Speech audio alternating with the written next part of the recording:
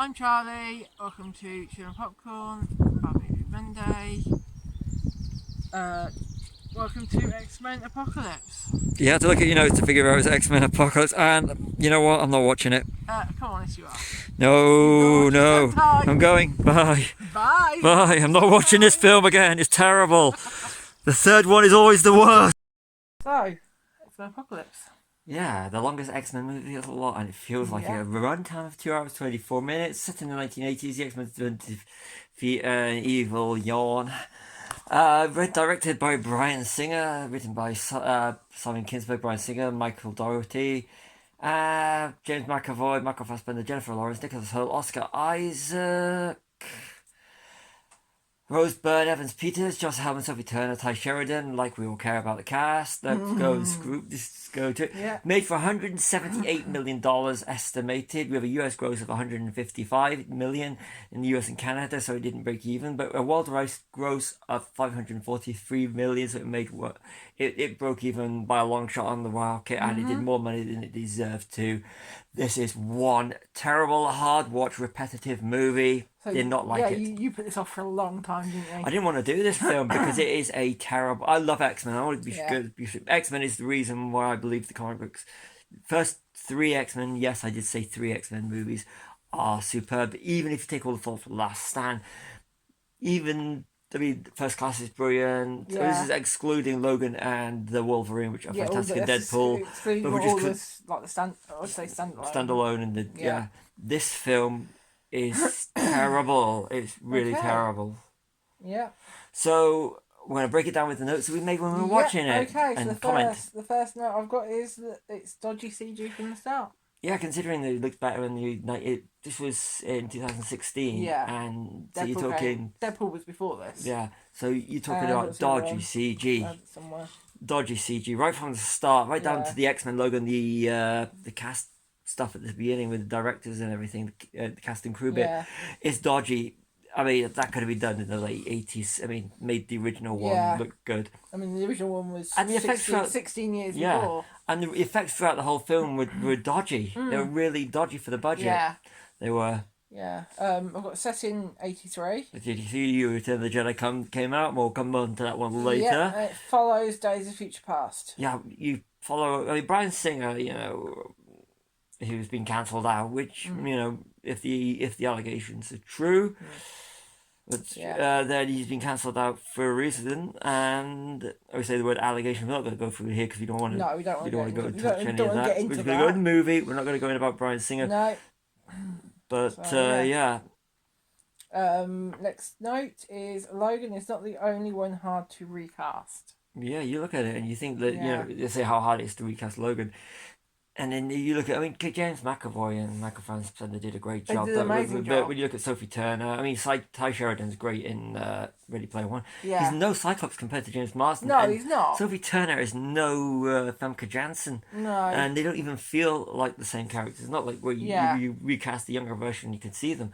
But they don't, really. And there's no... Yeah. By the end of the movie, you still don't care for them. Whereas you do actually care for... I think how many they had to introduce for the first time in X-Men, where now you've got established characters but younger versions, and you don't care for them. No, I get that, And I'm going to push forward to it, but the Dark Phoenix bit at the end, which makes no sense, especially when they did the Dark Phoenix afterwards, which, the Dark Phoenix movie, is the worst one of the two Dark Phoenix ones. If you want to see Dark Phoenix, just watch the original 1997 X-Men series, not X-Men 97, but the original cartoon series. Yeah, the cartoon series. They did the good They did a good version. Well, read the comic, but go out and read the comics. Yeah, read the comics. Watch the animated stuff. It's good. It was released 1 year before Logan. Yeah, forgettable. And they've got Caliban. We've got Caliban in it as well in both. Yeah. And Stephen Merchant's Caliban is so superior. So much better. Yeah. And Caliban is brilliant in Logan. You want to say that one? Don't worry, Oscar. Moon Knight will save you. Both Egyptian. Yeah, both one Egyptian. Great, one Marvel MCU, one not. And if you haven't checked out Moon Knight, check out Moon Knight. Also check out Oscar Isaac in anything. I love him in Inside Llewyn Davis and Annihilation. Yeah. Yeah, he's good. He's brilliant. Watch Inside Llewyn Davis. Yeah. But it's if you want a big blue CG monster, not CG is faceplate. It was prosthetics and stuff. prosthetics and Terrible. and, yeah, makeup, wasn't it? Yeah. Apocalypse is terrible. Yeah. It's terrible. Yeah. No Thanos. That kind of leads on to the next one about the four horsemen of the apocalypse. Yeah. Which, it's kind of given that they're four horsemen of the apocalypse because his name is Apocalypse. Yeah. And he has four. There are Four Horsemen Wrestling, WCW, Ric Flair, the Nature Boy. I'm thinking more Four Horsemen in Good Omens. Four Horsemen.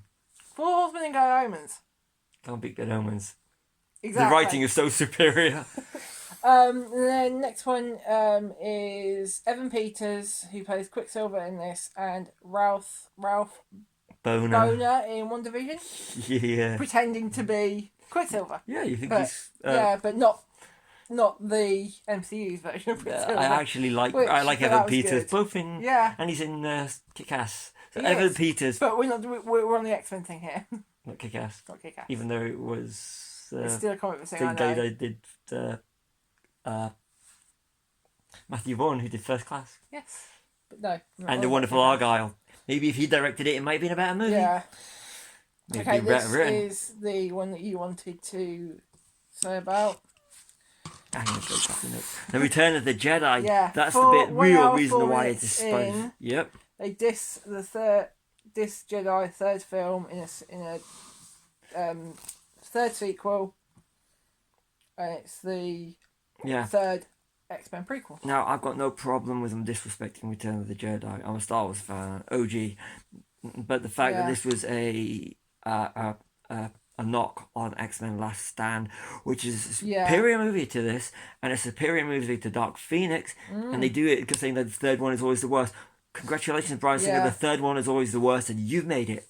You made a great film in Days of Future Past, the first two X-Men movies. Yeah. This is a terrible movie. So yes, you're all right. The Yeah. third one is always the worst. And that took me out of the film when I sat in the cinema and watched it. I really did not like it. And the dialogue does feel like very Kevin Smith. The whole, which one did you like better? Empire and Jello. Yeah. Clerks, another superior film. Yes. Changing Mystique's arc doesn't work. No, Mystique's the bad in the first she's the three. bad. And she should be. But because you're Jennifer Lawrence's star power, who was just really coming to fame with Hunger Games. First Class around the same time. Yeah. So now you have her in there for star power. She's already got fame with Hunger Games, hasn't she? Yeah. Yeah. And then I can see why she's only limited in a paycheck movie, which was Dark Phoenix. Yeah. And it just doesn't work. No. Changing her art completely. Rebecca No, Romaine is a better... I'm sorry, Jennifer Lawrence is talented, but Rebecca Romaine is Phoenix. Again, hard to recast. Not Phoenix, Mystique. Mystique, sorry. Yeah. Mystique. We've done And the she was Phoenix awesome as Mystique. She was, yeah. And then And she's also awesome in Star Trek Strange New Worlds. Yes. Okay, and the next thing is more of a thing that's been on your mind recently. Yep, Sweet Dreams, Eurythmics. Kinds of kindness. Which is in the movie Kinds of Kindness, Yes. and they use it in this. So now, I'm sorry, any use of the Eurythmics Sweet Dreams in this movie, in Apocalypse, is going to be completely overshadowed because it was used absolutely superbly in the recently released, as we Kinds of Kindness. Kinds of Kindness. That's a different type of review, but we've done it. Yeah, it's a great movie. Endure it. Yeah, okay, question. Who's the better Quicksilver? Evan Peters or Aaron Taylor Johnson? That's for you guys to comment on, by the way. Yeah, I liked them both. I liked them both. I liked them both. If you like them both, but you like them both. But we just, Aaron Taylor... open the conversation. And they're both great actors. They are. They really are. So so they're both great actors, aren't they? Yeah. Evan Peters and Aaron Taylor Johnson. Yeah, and they're great, and they're both Aaron great good comic movies. Kick ass. Yeah. Okay, so no emotional connection to the characters.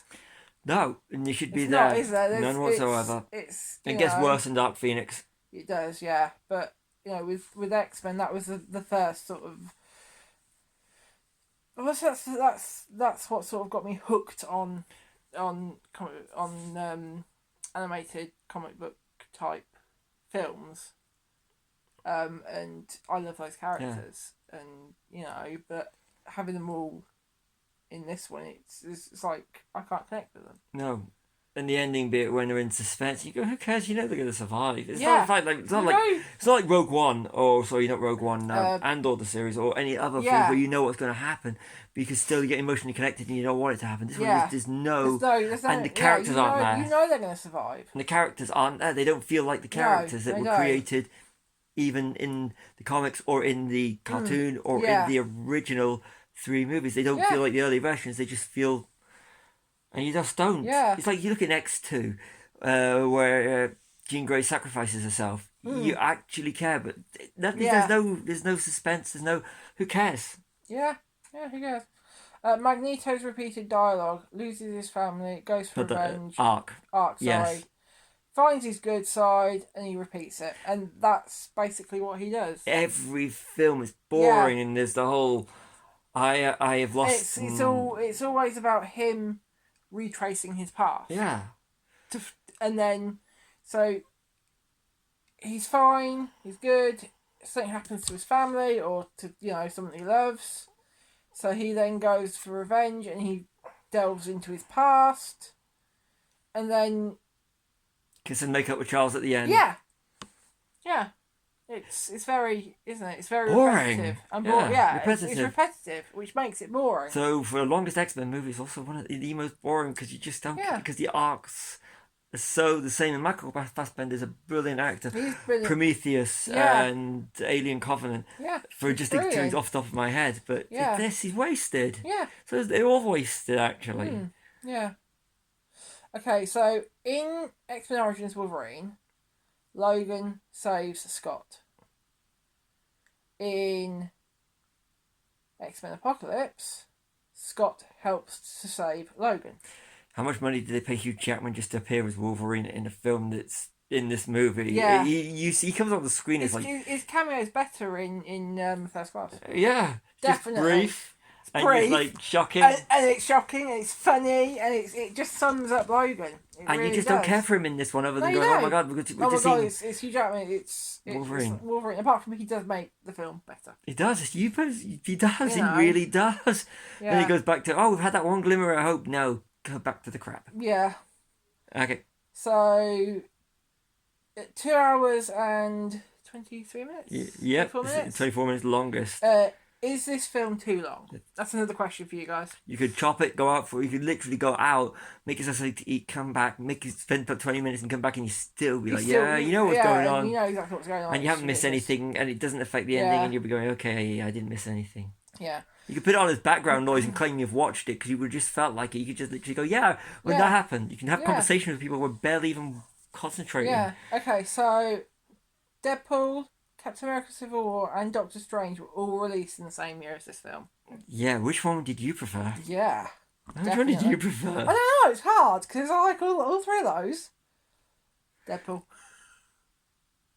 It was funny. We get Ant-Man and we get the first Spider-Man appearance, Tom Holland in Civil War. Oh yeah, we do, don't we? So, okay, yeah, and maybe Civil War. And the Ruse. But Doctor Strange, Doctor Strange, Deadpool. So this one came after Deadpool. Yeah. Apocalypse causes Charles's hair loss. Yeah. I didn't notice, but you mentioned. I was watching it in the background, and that was like he goes from hair to bald. Yeah. I've watched it about 4 times now, and it's just it's like, okay, that's a good reason. Apocalypse, because he's changing him in. He's going to change from Oscar Isaac to James McAvoy. Yeah. It's all right. James McAvoy will go and appear in his Dark Materials. Well, of course. Yes. Oscar Isaac will just be Oscar Isaac because Isaac is awesome. He is, yeah. Just feels like a retread of every other X-Men movie, just longer. Yeah, definitely. Yeah. Magneto to the rescue. Yeah. I like how Magneto to the rescue in the animated X-Men 97. Yeah. I like X-Men 97. Yes, that's good. Yeah. Unleash the Phoenix, which somehow becomes a cosmic entity in the next film. You're going to tease something. It's not like when they did it in X2 and then they still did continue it in X3. Yeah. It feels when it comes from Alkali Lake, but she kind of does the whole Phoenix thing and then the cosmic Phoenix entity. That makes no sense. And then the end credits is the Alkaline Lakes cleanup and Weapon X's DNA is added to the others. Yeah, so which explains in Logan. So yeah. Because you got the Logan clone. The testing and stuff, aren't they, in Logan? So, but even that film's different. Yeah. It was a terrible movie. For this one, we're going to have to endure 2 hours, 24 hours of this one again. Yeah. 2 hours, 24 minutes of this again. It's like, okay. You did not want to watch it. I did not want to watch it. I did, because we put it down there because it's a bad movie. But it's not a bad movie which we can which we can actually. I like bad movies we can have some fun with. This is Yeah. just a bad movie we're slating. There's no fun in Yeah. this. Yeah. Okay, so ranking out of 5. It's a 1-star movie. I was gonna say 2 to 3. 1. I can't even average. No. I think no. we've only got it in our collection because it's X-Men. Yeah, I really. The moment I remember sitting in the cinema and thinking, and it's the whole scene where they're slating Last Stand. I was like, okay, take the Mickey, but don't take the Mickey out of a film. Yeah, it's the third film in a series. And you're the worst incarnation of it. Yeah. You know, it started off strong with First Class, then Days of Future Past, masterpiece. Yeah. Then it goes to this. Then Okay, so is this better or worse? Which one's better? X-Men Apocalypse or X-Men Dark Phoenix? Dark Phoenix, because at least that has it's got some good elements in Dark Phoenix. Okay, but this is the worst of the X-Men movies. If you haven't seen New Mutants, underrated. But of all the X-Men movies, including I'm going to now include in this Wolverine, X-Men Origins Wolverine. Yeah. This is the bottom. Yeah, of last week. This is the bottom. Yeah. This is the complete bottom, and they should have stopped after Days of Future Past, excluding Logan and of course Deadpool. Yeah. They should have stopped with these X-Men movies after Days of Future Past. As soon as they saw what they were handed, they should have just written this movie off. Yeah. Yeah. They should have. But like most users, they're probably tied into a three film contract. Yeah, but then again, you look at how when there was rumours they were going to shove Dark Phoenix, you just want to see it for curiosity's sake. Yeah, it's very true. So if you're going to watch it for curiosity's sake, if you haven't seen it, just watch it for curiosity's sake. But otherwise, just avoid it. Go into it, blank and see how you feel about it. Yeah. Yeah. Yeah, so. Next week we got a good one. We have got a good one. And it stars Taika Waititi. It does star Taika Waititi. You think he plays his buddy. Yeah, he does, doesn't he? Yeah. I've only seen this film like once. I saw it at the cinema. Yeah. So yeah, anyway. So if you want to guess what film we're doing next week, feel free. Yeah. Okay, so I'll sign off then. So I've been Charlie, this is Stevie. We are Chilling Popcorn. Like and subscribe.